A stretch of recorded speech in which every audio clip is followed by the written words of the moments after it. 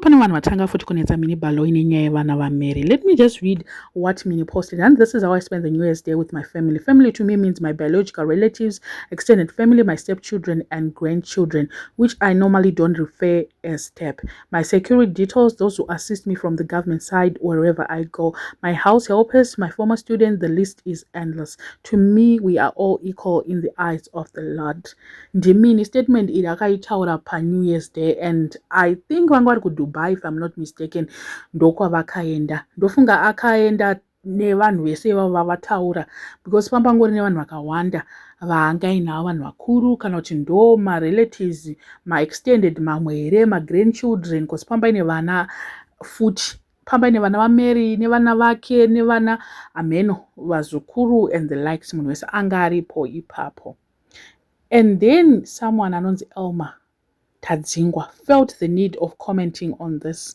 Hanzi naElma, muri kumboratidzawo Mary vana vake here? Chazvakanakira vana vari kukura uye vachaenda kuna mai vavo. Uri mukadzi weMinnie Baloyi, haufaniri kuita utsinye, so uda kutikudza senyika kuti you are a good person at heart, but murume wako unofuga gumbeze rimwe chete ane utsinye kudaro.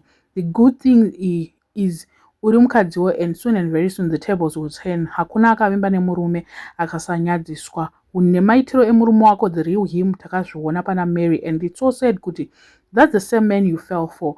Vakadzi tine problem, unoona munhu anonzi Mondi, but unoona mumwe mukadzi achitomhanyira kunoroorwa naye. Motanga kupicha women what imika zvinhu zvinotyisa izvi.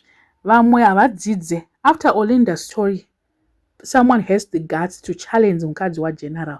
Kutaura zveMondi zviri kutaurwa izvi anozvimiririra here? Utsinye waGeneral anozozvimiririra here? Uyo ada kutoita life in prison chaiwo, ndouyo ari kutoda nyatsonzi General wakavaona kupi vachiita zvese zvaataura. Apa posting nereal account zvake azoloka tisanyatsoona kuti face yake ndiyani, but munhu uyu she has got for years, not for days. Vamwe vanhu zvivindi zvavo hamenoti vanombozvihodha kupi chaizvo. Uku ndokunonzi kufarisa, kupinda nemwenje mudziva chaiko. And then iye Minnie wacho replied kuti Elma Tadzingwa, with all due respect, musataura kwamusina kuswera, nyaya yevana haitaurwa pasocial media. You don't have facts whatsoever of what is being done behind the scenes to make sure their mental well-being is preserved. You are not the family spokesperson neither, so we don't report to you on the progress done. Saka uri kuda kuti ndisade vana vemurume wangu here? I love them. I spend time with them. And one thing for sure, I've never claimed to be their biological mom, and I'll never do so. They know I'm their stepmother, but they don't see me as such. They love me still. If they grow up and decide to go wherever they want to go, I'll keep in touch with them and love them still. By the way, where did I preach to you? I'm just sharing my beliefs and my understanding of the word family, and you don't have to have the same beliefs as me. And did I ever claim to be a good person in any of my posts? Nope. But ndinovavarira kuita a good person in this lifetime. Ibasa, but I'll keep trying.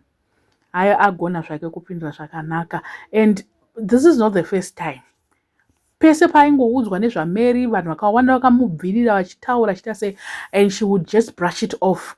Kungoti I'll pray about it. Vanhu vachiti Mary ari kurwara ari kuita sei, obva angoti I'll pray. Let's leave it to God. Aingopa one word answer.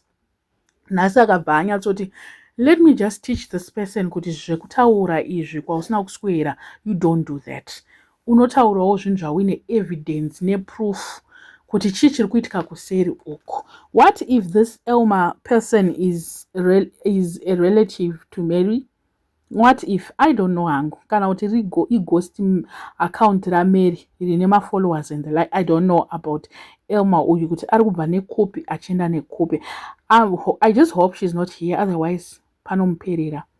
Vanhu vachasungwa gore rinori, zvakanzi naPassion Java, gore rinori igore rekusungwa. Aiwa, ndofunga vanhu vachatanga 2026 unoyi January, pane vakawanda vachasungwa.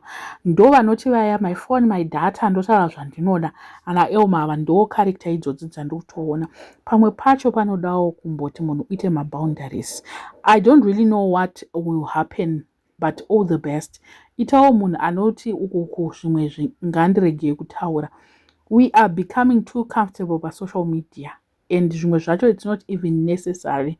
Nai Elma, wanga wakatsika paiko kunyora ma-accusations ekuti accusing Mini, accusing Mary wacho, accusing General. Ende General vakazviona zvese izvi. We know last time what happened kuti munhu akabira General hapana kuita 24 hours asina kutsvagwa, asina kupinzwa mujeri. So zvimwe zvacho ngatite tichita matyira nekutaura nezvevana nezvemafamilies evanhu kwatisina kuswera. Nyaya yevana iri very sensitive and should not be like addressed pane vanhu sezvataurwa naMini, kuti zvimwe zvinhu ngatisirewo mafamilies ataurirane kuseri, not kuti tiswere tichidzibhuya isusu. Ndo zvinotaura vanhu kwaMutarandi, toswera tichidzibhuya pasocial media. It's not for us to discuss, it's not for us to talk about this thing at all. I don't know what you guys think. Let me know in the comment section what are your thoughts panyaya iyi. Vasati subscribe, please make sure that you are subscribed. Road to 50,000. We are still at 33, heading towards 34. Do the right thing. Leave your subscription. To subscribe is not even $1. It's $0.00 to subscribe. So please do subscribe.